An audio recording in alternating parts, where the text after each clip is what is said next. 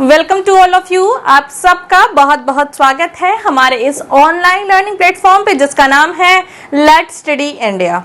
तो फ्रेंड्स, आज हम डिस्कस करने वाले हैं सबसे लास्ट मेंबर, ब्रायोफाइट्स का ये सबसे लास्ट मेंबर है। हमने इसके पहले रिक्सिया, मार्केंसिया और एंथोसिरोस तीनों मेंबर डिस्कस कर लिए थे और तीनों मेंबर्स में हमने जो है कि उनके स्पेशल फीचर्स, उनकी मॉर्फोलॉजी, उनकी एनाटॉमी और उनके रिप्रोडक्शन के बारे में डिस्कस किया था। आज जो मेंबर डिस्कस करने वाले हैं ये क्या है? ये मेंबर है स्फेग्नम का। ये मेंबर का क्या नाम है? स्फेग्नम। और ये स्फेग्नम जो है ये बहुत ही इंपॉर्टेंट, इसका इकोलॉजिकल इंपॉर्टेंस भी बहुत ज्यादा है और इकोनॉमिक इंपॉर्टेंस भी बहुत ज्यादा है।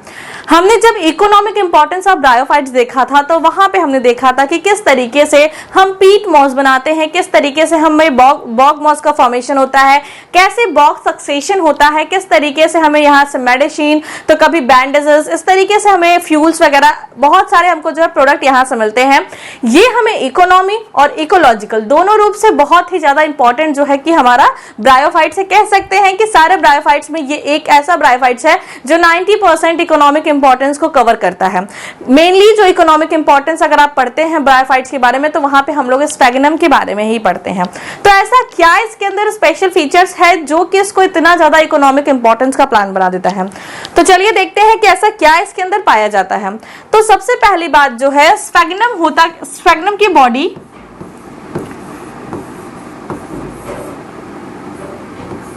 स्फेग्नम की बॉडी में क्या होता है? स्फेग्नम की बॉडी में इसकी बॉडी की जो टिप होती है, मान लीजिए कि इसकी बॉडी क्या होती है, पहले सबसे पहली बात समझते हैं कि ये किसका मेंबर है। ये मेंबर है ब्रायोप्सिडा का। किसका मेंबर है? ब्रायोप्सिडा का मेंबर है। इसका जो क्लास है वो क्या है? ब्रायोप्सिडा।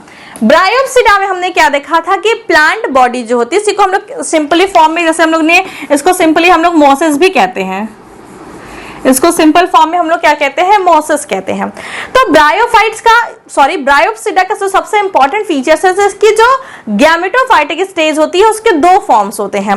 पहला फॉर्म कहलाता है प्रोटोनीमा फॉर्म। पहला फॉर्म कहलाता है प्रोटोनीमा फॉर्म और दूसरा फॉर्म क्या कहलाता है? दूसरा फॉर्म कहलाता है लीफी गैमेटोफाइट। लीफी गैमेटोफाइट, ठीक है। जैसे अभी तक हमने देखा कि प्लांट बॉडी क्या थी? थैलॉइड थी। अभी तक हमने जो भी देखा रिक्सिया, मार्केंसिया, एंथोसिरोस, वहां पे क्या थी कि प्लांट बॉडी थैलॉइड थी। लेकिन ब्रायोप्सिडा के मेंबर में प्लांट बॉडी क्या होती है? वो लीफी गैमेटोफाइट होती है। लीफ लाइक स्ट्रक्चर होते हैं गैमेटोफाइट्स पे। तो सबसे पहले जब स्पोर जर्मिनेट होता है तो वहां पे प्रोटोनीमा बनता है। जब स्पोर जर्मिनेट होता है तो वहां पे क्या बनता है? प्रोटोनीमा बनता है। जिस तरीके से मान लो कि हमारे पास जस्ट 1 मिनट, जैसे कि हमारे पास क्या है कि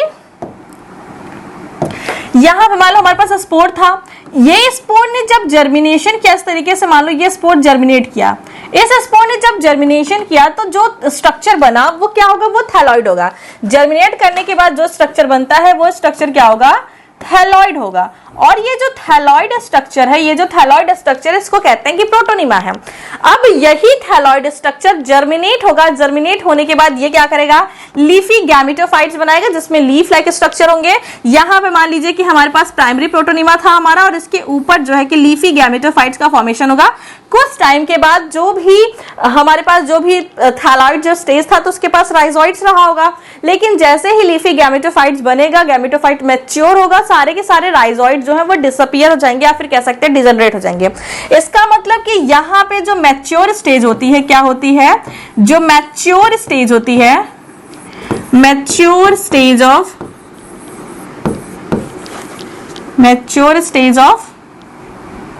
जस्ट 1 मिनट,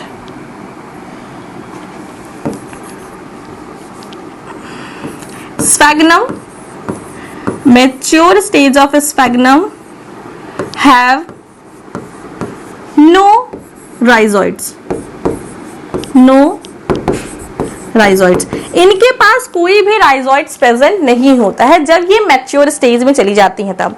मतलब कि इतनी बात समझ के रखिए कि ब्रायोप्सिडा के जो मेंबर होते हैं उनकी जो बॉडी होती है वो फोलियोज होती है। फोलियोज होने के साथ मतलब लीफी होती है, फोलियोज होती है। जब ये जर्मिनेट करते हैं कहां से, स्पोर से, जब ये स्पोर से जर्मिनेट करते हैं तो पहले वो एक थैलॉइड स्ट्रक्चर बनाते हैं जिसके पास क्या होते हैं, राइजोइड्स होते हैं। ये थैलॉइड स्ट्रक्चर क्या कहलाता है, प्रोटोनिमा कहलाता है। प्रोटोनिमा फिर जर्मिनेट करते हैं, जर्मिनेट करने के बाद वो क्या करते हैं, जर्मिनेट करने के बाद वो गैमेटोफाइट्स बनाते हैं, लीफी गैमेटोफाइट्स बनाते हैं। और ये जो गैमेटोफाइट्स होता है, जब ये गैमेटोफाइट वेल डेवलप हो जाता है तो इसके पास राइजोइड्स नहीं होते हैं, इसके पास क्या एब्सेंट होता है, राइजोइड्स। राइजोइड्स नहीं होता है और राइजोइड्स ना होने की वजह से ये इसका एक बहुत ही स्पेशल फीचर्स बन जाता है। दूसरी इंपॉर्टेंट बात क्या है स्फेग्नम की, कि स्फेग्नम जो होता है, स्फेग्नम का जो राइजोइड्स होता है, स्फेग्नम का क्या होता है, राइजोइड्स होता है। स्फेग्नम का राइजोइड जो होता है वो क्या होता है, मल्टी सेलुलर होता है, मल्टी सेलुलर होता है। और क्या होता है, ऑब्लिक सेप्टा होता है। कौन सा सेप्टा होता है, ऑब्लिक सेप्टा होता है इस पे। अब ये ऑब्लिक सेप्टा और मल्टीसेलुलर क्यों स्पेशल है, क्योंकि अभी तक हमने देखा था, चाहे हमने लिवरवर्ड्स देखा था, चाहे हमने चाहे हमने लिवरवर्ड देखा था, चाहे हमने हॉर्नवर्ड्स देखा था, दोनों में हमने क्या देखा कि था कि राइजोइड जो भी थे वो सिंगल सेलुलर थे, अनब्रांच थे और उनके अंदर कोई भी सेप्टा प्रेजेंट नहीं था। लेकिन मोसेस की राइजोइड्स के ये स्पेशल फीचर्स है कि ये क्या होते हैं, मल्टीसेलुलर होते हैं। और इनमें जैसे इस तरीके से मान लीजिए कि बना है, इस तरीके से मान लीजिए स्ट्रक्चर बना है, तो यहाँ पे इस तरीके से ऑब्लिक सेप्टा प्रेजेंट होता है। तो ये स्फेग्नम का कैरेक्टरिस्टिक्स फीचर्स है। ठीक है, अब हम चलते हैं एक एक करके इसके बारे में डिस्कस करेंगे। और सबसे इंपॉर्टेंट चीज कि आपको एक होमवर्क दिया जा रहा है कि इसका जो क्या कह सकते हैं, इसका जो सिस्टमैटिक पोजीशन है ये आप लोग खुद से करेंगे, क्योंकि मैंने आपको सिस्टमैटिक पोजीशन करने का तरीका बताया था, तो उसके हिसाब से आप लोगों को सिस्टमैटिक पोजीशन खुद से करना है। जिस तरीके से मैंने आपको बताया था उसी तरीके से आपको इसका भी करना है। रिक्सिया, मार्केंसिया, एंथोसिरा से मैंने आपको सिस्टमैटिक क्लासिफिकेशन बहुत अच्छे से समझाया था, किस तरीके से लिखते हैं, क्या क्या उसके कैरेक्टर्स फीचर्स होते हैं, तो वो चीजें आपको वहां पे करनी है। नेक्स्ट में हम देखते हैं कि बॉग मॉस, सबसे पहले लिखा है कि क्या, बॉग मॉस और पीट मॉस। स्फेग्नम को हम लोग कहते हैं, स्फेग्नम का जो अदर नेम है वो क्या है, बॉग मॉस या फिर पीट मॉस। बॉग मॉस और पीट मॉस इसको कहते हैं। पीट मॉस क्यों कहते हैं, क्योंकि देखिए जहां पे स्फेग्नम ग्रो होता है, जहां पे स्फेग्नम ग्रो होता है वहां का जो नेचर होता है वो क्या होता है, थोड़ा एसिडिक हो जाता है। स्फेग्नम जिस एरिया में ग्रो होता है वो क्या करता है, वहां की एसिडिटी को बढ़ाता है, वहां के एसिडिक एनवायरनमेंट को इंक्रीज करता है। तो एसिडिटी बढ़ाने की वजह से वहां पे देखो, अब कहीं पे भी जैसे कोई भी चीज अगर डिकम्पोज हो रही है, कोई भी चीज अगर डिकम्पोज हो रही है तो उसके लिए उसको क्या क्या चीजें चाहिए,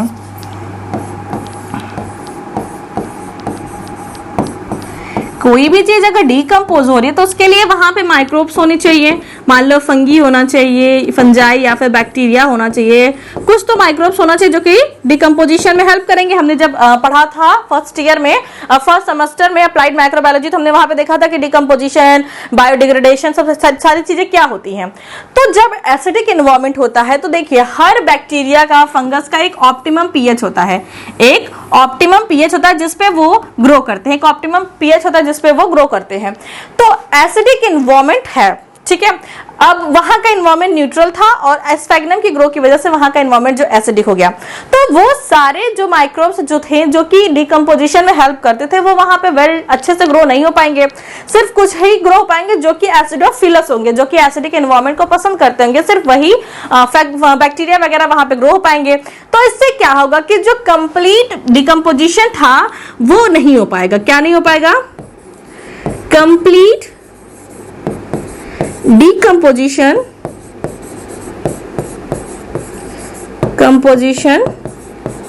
नहीं हो पाएगा, कंप्लीट डिकम्पोजिशन नहीं हो पाएगा। तो क्या होगा कि जो डिकम्पोजिशन था वो पार्शियली होगा, मतलब कि यहाँ पे क्या होगा, पार्शियल डिकम्पोजिशन होगा। और पार्शियल डिकम्पोजिशन होगा तो उससे क्या होगा कि हमारे पास जो चीजें हैं वो कंप्लीटली डिकम्पोज नहीं होंगी। अगर कंप्लीटली डिकम्पोज नहीं होंगी तो जो वाटर लेवल, जो जहां पे ये ग्रो हो रहे होंगे, क्योंकि मॉइस्ट और सेडी एरिया में तो ग्रो होते हैं, कोई वाटर रिवर पॉन्ड्स का बैंक वगैरह रहेगा वहां पे तो ग्रो होंगे। तो इनकी बॉडी क्या होती है, वो जाके यहाँ पे अगर कंप्लीटली जो है डिकम्पोज नहीं होगी तो यहाँ पे जाके क्या होगी, यहाँ पे जाके सेटल डाउन होने लगेगी।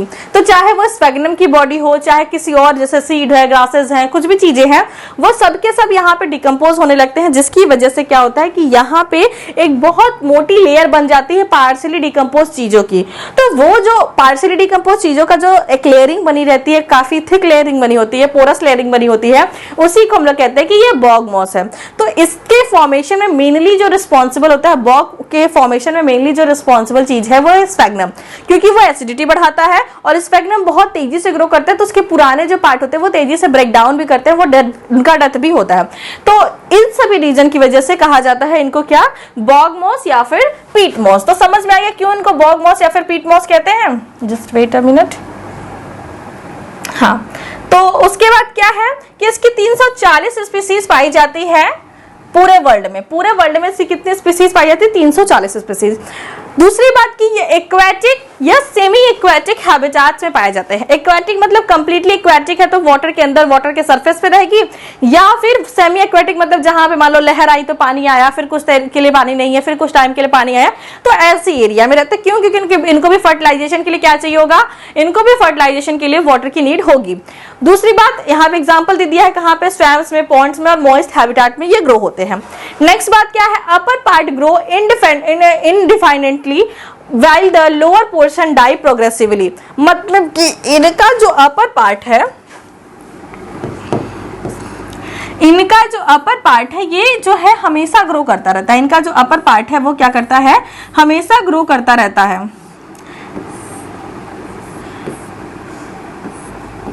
इनका अपर पार्ट जो है वो हमेशा ग्रो करता रहता है। पता नहीं क्या ही तो मैंने बना दिया, मैं कुछ और बनाने का ट्राई कर रही थी। लेट्स ट्राई टू मेक, जैसे कि इनकी भी बॉडी क्या होती है, ऐसे थैलॉइड, मतलब कि ऐसे तरीके से इनकी मेन स्टेम होती है। मेन स्टेम पे जो है लीफ लगी होती है, स्पाइरली लीफ अरेंज होती है। तो कहने का मतलब सिर्फ ये है कि इनका जो अपर वाला रीजन है वो क्या होता है, वो हमेशा ग्रो करता रहता है, जिसकी वजह से पुराना वाला रीजन जो है वो हमेशा डेथ होती रहती है उनके इस तरीके से। तो जब ये पुराने वाले हिस्से की डेथ होगी तो ये क्या करेगा, पूरा डिकम्पोज भी नहीं हो पाएगा, तो सेटल डाउन होता रहेगा, जिसकी वजह से क्या बनेगा, क्या कहते हैं, बॉग मॉस या फिर पीट मॉस का फॉर्मेशन वहां पे होगा। काहे के लिए आप बड़े हो जा रहे हैं। वही दिया है, acidic substance which render the medium unstable for the growth of fungi and bacteria and other pathogen. ये क्या करता है, इन्वायरमेंट में एसिडिटी को बढ़ाता है, जिसकी वजह से फंगी या अदर जो माइक्रोब्स की ग्रोथ वहां पे नहीं हो पाती है। अब हम मेनली इनके गैमेटोफाइट्स के बारे में बात करते हैं कि जो इनका गैमेटोफाइट मतलब कि जो इनकी मेन बॉडी होती है, थैलॉइड, इनकी जो फोलियोस बॉडी होती है उसके बारे में। तो वही चीज यहाँ पे दिया है, gametophyte of स्फेग्नम species represented into two stage. इनकी क्या है, दो स्पीसीज प्रेजेंट होती है। ये मेनली किसका फीचर्स है, ये फीचर्स है किसका, ब्रायोप्सिडा का, जहां पे दो स्टेजेस आपको देखने को मिलती है। प्राइमरी स्टेज या फिर जुवेनाइल जो स्टेज होती है, मतलब जैसे कहते हैं ना कि प्रौढ़ावस्था, बच्चा अभी भी पैदा हुआ है तो उसको क्या कहते हैं कि ये इसका जुवेनाइल स्टेज है। तो जुवेनाइल स्टेज क्या होता है, प्रोटोनीमा कहलाता है। और जो लीफी गैमेटोफाइट्स है, पहला जो स्टेज है, जो मतलब कि अभी जो स्पोर जर्मिनेट ही हुआ है तो उसको कहते हैं जुवेनाइल प्रोटोनीमा, और जो आपका वेल डेवलप्ड स्टेज है उसको कहते हैं लीफी गैमेटोफाइट्स या फिर गैमेटोफोर्स। तो क्या दिया है, young gametophytes bear multicellular rhizoids with oblique septa. ये इनका स्पेशल फीचर्स है कि इनके पास जो राइजोइड्स होते हैं वो मल्टीसेलुलर होते हैं और इनके पास ऑब्लिक सेप्टा प्रेजेंट होता है। However mature gametophytes do not have rhizoids. जैसे ही आपका ये प्रोटोनीमा डेवलप होता है किसमें, लीफी गैमेटोफाइट्स में, वैसे ही इनका जो है राइजोइड्स डिसअपियर हो जाता है और ये जो है कि आगे ग्रो नहीं कर पाता, मतलब इनका जो राइजोइड्स है वो आगे ग्रो नहीं करता है। फिर उसके बाद ये स्विमिंग के लिए फ्री होते हैं, या फिर जो है कि अगर सेमी एरिड कंडीशन में है तो भी इनके पास राइजोइड्स एब्सेंट होता है। ये इनका मेन फीचर है। राइजोइड्स के दो मेन इंपॉर्टेंट फीचर है, पहला क्या, ये मल्टीसेलुलर और ऑब्लिक सेप्टा का होगा। दूसरी बात ये क्या कि जब मैच्योर गैमेटोफोर का फॉर्मेशन हो जाएगा तो राइजोइड्स एब्सेंट हो जाएंगे। ये बात हाईलाइट करके इंपॉर्टेंट करके जैसा भी करके नोट कर लीजिएगा, ये एग्जाम में जरूर लिख के आइएगा। नेक्स्ट में क्या है कि गैमेटोफाइट्स की मतलब कि जैसे प्रोटोनीमा की अगर हम बात करें तो प्रोटोनीमा क्या होगा, डाइकोटोमसली ब्रांचिंग होगी, लोब्ड होगा और जो है कि डॉर्सिवेंट्रल फ्लैटेंड होगा। जो सारी चीजें हमने पीछे पढ़ी थी वही चीजें आपको यहाँ पे पढ़नी है। तो गैमेटोफाइट्स के बारे में आपको वही सारी चीजें पढ़नी है। इनके प्रोटोनिमा के बारे में। जैसे अगर आप प्रोटोनिमा के बारे में पढ़ो, इनकी ग्रामेटोफाइट की जो कि स्टेज है उसको कहते हैं प्रोटोनिमा। प्रोटोनिमा, तो प्रोटोनिमा में आपको वही सारी चीजें पढ़नी है जो कि आपने रिक्सिया में पढ़ा था कि यहाँ पे क्या होगा, डॉर्सी-वेंट्रल फ्लैटेंड होंगे, डॉर्सी-वेंट्रल फ्लैट होगी बॉडी, डाइकोटोमस होगी बॉडी, राइजोइड्स प्रेजेंट होंगे वेंट्रल एरिया पे, राइजोइड एंड वेंट्रल रीजन। और राइजोइड्स कैसे होंगे, राइजोइड्स होंगे आपके क्या, मल्टीसेलर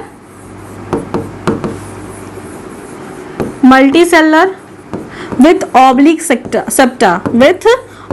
सेप्टा, तो ये जो है ये तो इनका मेन किसका फीचर होगा, प्रोटोनिमा का। तो इसके बारे में आपको डिटेल में नहीं पढ़ना है, आपको डिटेलिंग पढ़नी किसके बारे में, इसके जो सेकेंड वाला फीचर्स है, इसका जो कह सकते हैं कि इसका जो गैमेटोफाइट लीफी वाला फीचर्स है उसके बारे में आपको डिटेल में पढ़ना, लीफी गैमेटोफोर्स वाला जो फीचर्स है आपको उसके बारे में डिटेल में पढ़ना है। तो क्या दिया है कि जो इनका गैमेटोफाइट्स होता है वो डिफरेंशिएट होता है मेन एक्सिस में और जो है कि लीव्स में।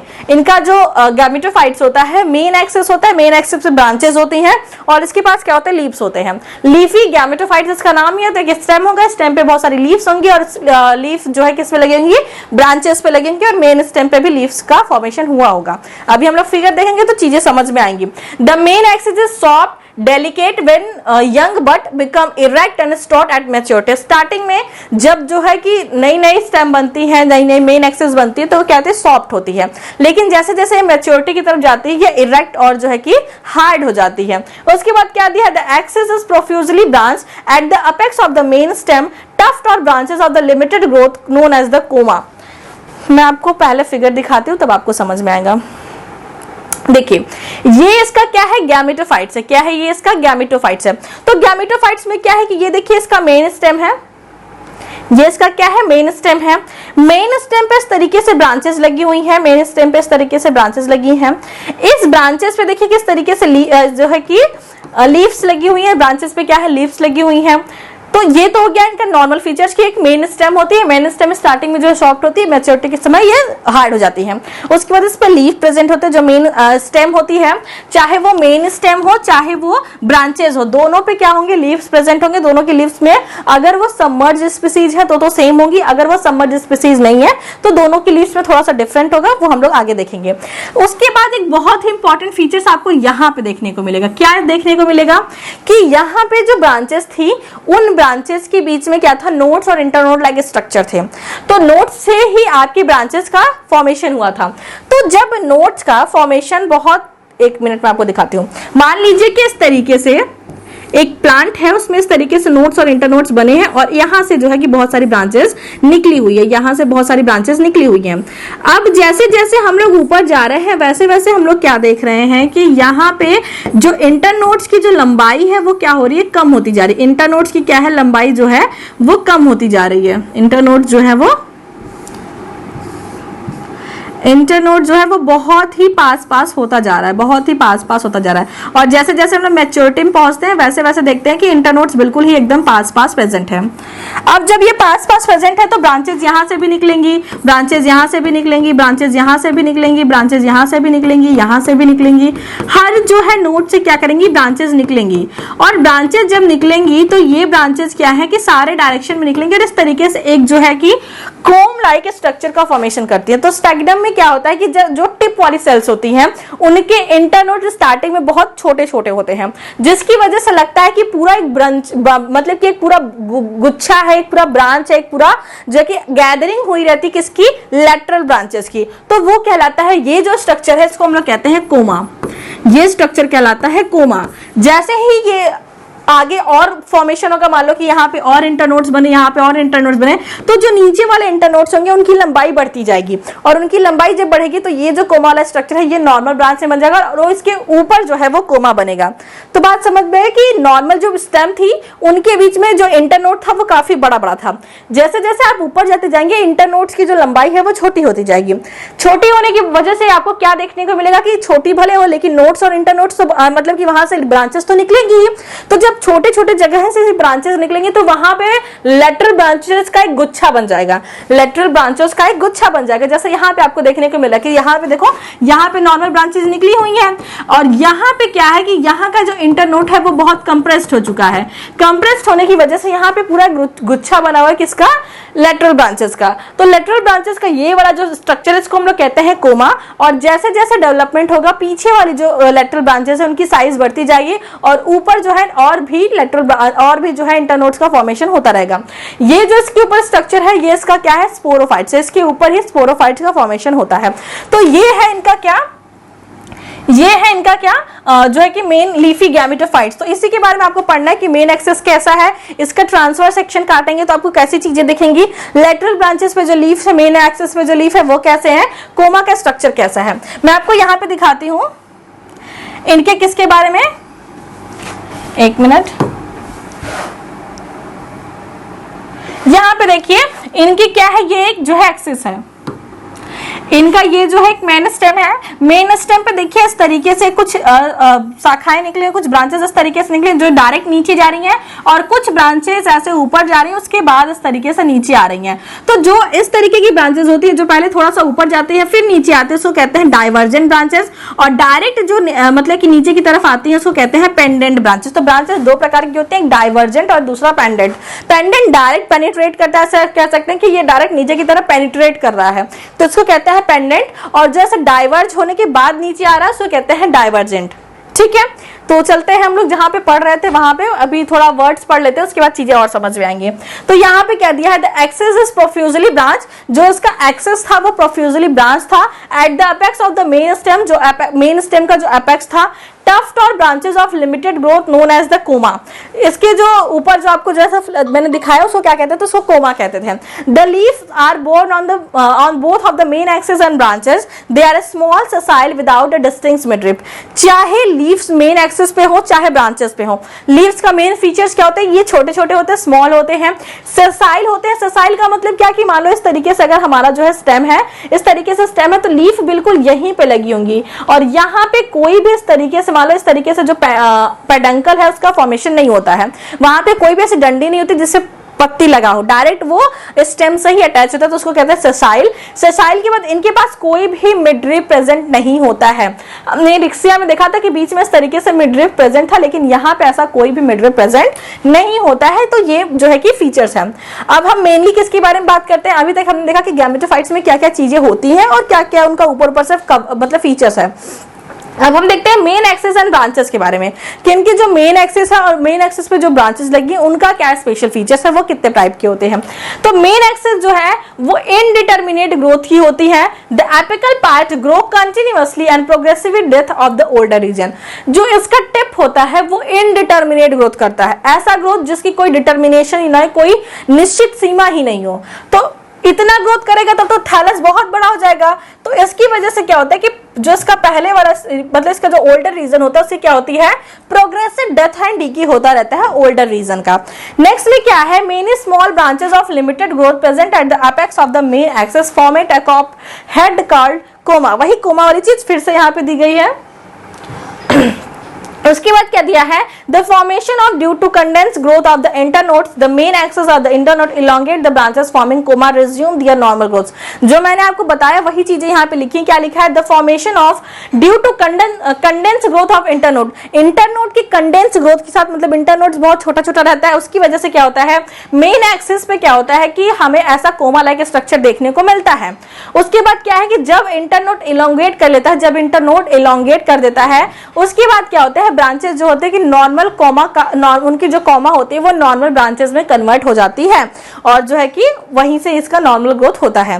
नेक्स्ट में क्या है, in submerge species all branches are alike.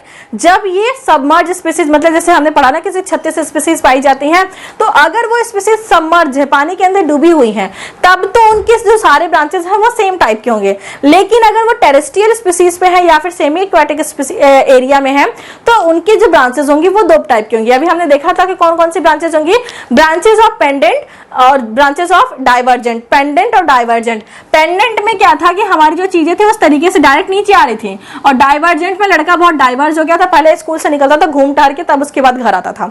समझ लीजिए कि ये इनका घर है, और जो पेंडेंट है बेचारा बहुत क्या कहते हैं आज्ञाकारी है, स्कूल से निकला डायरेक्ट अपने घर पे आया। लेकिन डाइवर्जेंट क्या है, पूरी तरीके से डाइवर्ज हो चुका है, अपने रास्ते से पढ़ने लिखने से कोई मतलब नहीं है, तो स्कूल से निकला पहले पूरे गांव का चक्कर लगाते हुए उसके बाद नीचे पहुंचा, तो ये वाला डाइवर्जेंट, और दूसरा वाला क्या है pendant. These branches turn downward and their growth parallel to the main axis, also known as the falciforms और decurrent branches। एक नाम याद रखेंगे बहुत है, या फिर आप सारे भी याद रख सकते हैं, मे भी एग्जाम में दूसरे नाम से क्वेश्चन आ जाए, कि ये जो डायरेक्ट नीचे आने वाली जो ब्रांचेस होती हैं इसको हम लोग कहते हैं और पेंडेंट ब्रांचेस, और जो इस तरीके से डायरेक्ट आउटवर्ड जाती है उसके बाद जो है कि नीचे आते हैं उसको कहते हैं डाइवर्जेंट। डाइवर्जेंट जो होता है वो क्या होता है, पेंडेंट से थोड़ा सा थिकर होता है, आप यहां से देख सकते हैं। नेक्स्ट में क्या है कि आपको लीव्स के बारे में पढ़ना था, अभी तक हमने किसके बारे में पढ़ा, मेन स्टेम्स के बारे में पढ़ा। अब हम देखेंगे इनके लीव्स के बारे में कि इनकी पत्तियां कैसी होती हैं।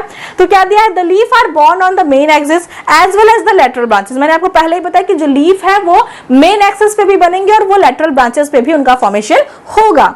उसके बाद क्या, they are arrange in spiral phyllotaxy. Phyllotaxy क्या होता है, फाइलोटैक्सी क्या होता है कि ये अरेंजमेंट होता है। Phyllotaxy is arrangement of leaf on the main stem. जब आप फैमिली पढ़ेंगे, थर्ड सेमेस्टर में जाएंगे, तो वहां पे आपको पढ़ना होगा कि जो लीफ होती हैं अगर वो एक दूसरे के इस तरीके से अरेंज होते हैं उसको कहते हैं अपोजिट लीफ। अगर इस तरीके से अरेंज होते हैं उसको कहते हैं अपोजिट लीफ। और अगर ये इस तरीके से अरेंज होती है, मान लीजिए कि इस तरीके से अरेंज होती है कि यहाँ पे लीफ यहाँ पे लीफ इस तरीके से, तो इसको कहते हैं कि ये क्या है, अल्टरनेट। ये वाला है अपोजिट और ये वाला क्या है, अल्टरनेट।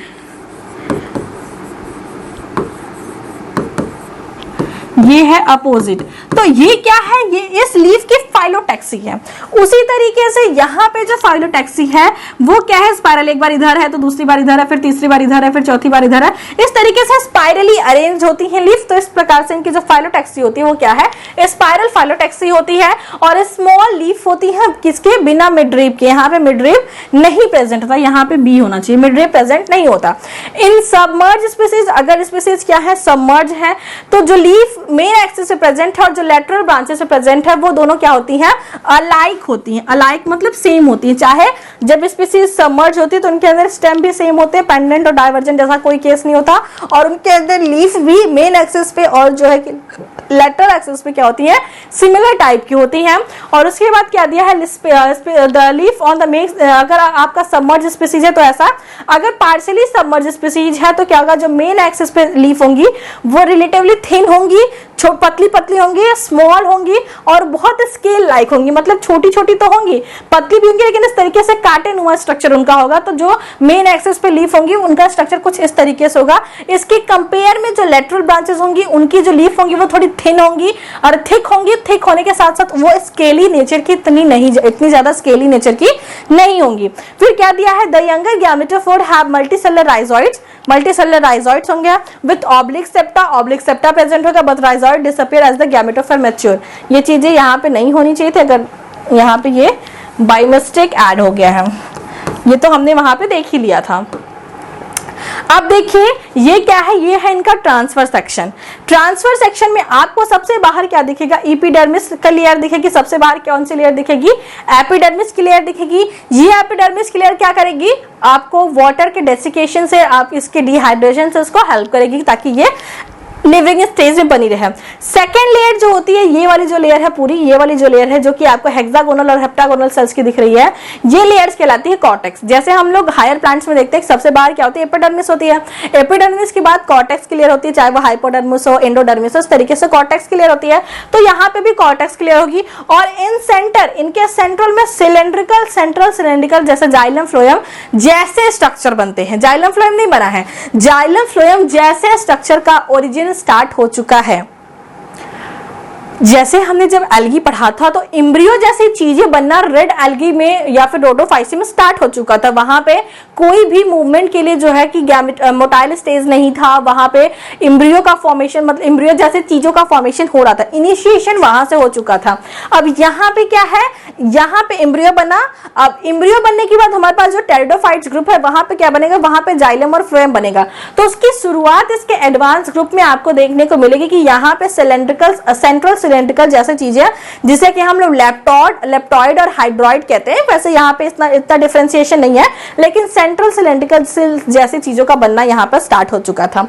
ये वाला जो फिगर है ये क्या है, ये एलियस है, मतलब लॉन्गिट्यूडनल सेक्शन है किसका, मेन स्टेम का।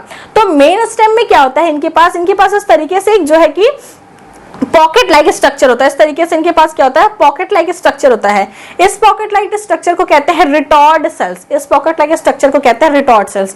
जब मैंने आपको इकोनॉमिक इंपॉर्टेंस पढ़ाया था तो मैंने आपको बताया था कि जो ब्रायोफाइट्स होते हैं ये क्या करते हैं, जब चीजों को ट्रांसपोर्ट करना होता है, मान लो किसी फ्लावर की बल्ब्स को ट्रांसपोर्ट करना पड़ा या कोई ऐसी चीज को ट्रांसपोर्ट करना है जहां पे हमें उससे डिहाइड्रेटेड कंडीशन में नहीं करना है, हमें उससे जैसे कोई फ्लावर वगैरह का जब ट्रांसपोर्ट होता है तो वहां पे स्फेगनम का यूज किया जाता था। ऐसी चीज मैंने वहां पे आपको बताई थी। तो क्यों, क्योंकि जब ये जो होता है ना, ये अपने रिटॉर्ड सेल्स में क्या होता है, वाटर को क्या करता है, स्टोर कर लेता है, जिसकी वजह से एक बहुत लॉन्ग टाइम तक ये क्या होता है, ग्रीन होता है, फ्रेश होता है, जिसकी वजह से मॉइस्चर मेंटेन होता है उस एरिया में और चीजों को ट्रांसपोर्ट करना with the help of the sphagnum बहुत ईजी होता है। अगर इसका ये क्या है, इसका क्या है, ट्रांसफर सेक्शन है। ट्रांसफर सेक्शन देखेंगे तो इस तरीके से रिटॉर्ड सेल्स की आपको क्या दिखेंगे, रिटॉर्ड सेल्स का पैकेट दिखेगा जिसके अंदर जो है वाटर और मॉइस्चर स्टोर रहते हैं। तो ये फीचर्स है किसका, ये आपका जो है कि स्फेगनम का जो है एनाटॉमिकल स्टडी है। लीफ की एनाटॉमिकल स्टडी अगर आप देखना चाहते हैं तो लीफ क्या होता है, लीफ देखिए यहाँ पे लीफ जो है सिंगल लेयर्स होती है, उसके अंदर स्पाइरल थिकनिंग्स पाई जाती है, सिंगल लेयर्ड होती है और इसके अंदर स्पाइरल थिकनिंग पाई जाती है। इस तरीके से इसके अंदर देखिए स्पाइरल थिकनिंग यहाँ पे प्रेजेंट है, स्पाइरल थिकनिंग यहाँ पे प्रेजेंट है और ये कुछ छोटे छोटे इनके अंदर पोर्स प्रेजेंट है जो कि इनके रेस्पिरेशन में हेल्प करते हैं। स्पाइरल थिकनिंग होती है, सिंगल लेयर्ड होती है और इस तरीके से ये अरेंज होते हैं।